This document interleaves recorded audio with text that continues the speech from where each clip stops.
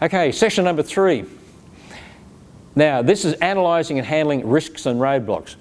Now, do all companies have risks and roadblocks? The simple reality is, yes, they do. Right? Now, I'll show you something. In the last company that I worked for, we actually created sheets like this. Now, I'll put these on LearnJCU for you. There's a series of them. They're actually in a spreadsheet. And this one is called Project Planning Template. This one is called Planned Areas and Accounts, in other words, the customers. This one is called Risks and Roadblocks, as to what we perceived as being risks to our business and how we could get past those.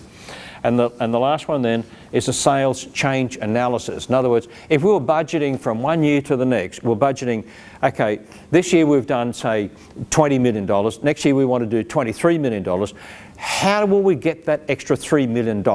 That's exactly what we're planning on. In other words, there's no chance in the whole thing. We know exactly where it can come from, specifically by products, specifically by the dollars or the margins on products, specifically by customers, by territories, by areas, and so on. So I'll put those on LearnJCU.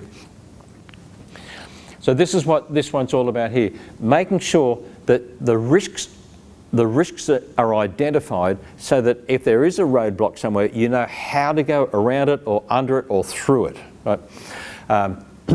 I've been involved in business for a long time, and I've seen different risks. One of them was with a bank in Korea.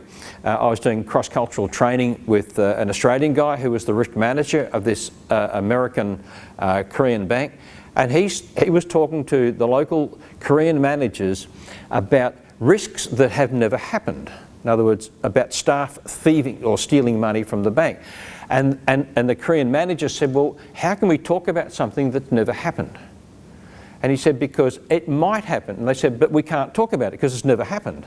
And it's an interesting issue of thinking about risks, of thinking about things that have never happened, and we're going to talk more about this in one of the later sessions, as to how can you think about risks that have never happened and take preventative measures if those things actually do happen.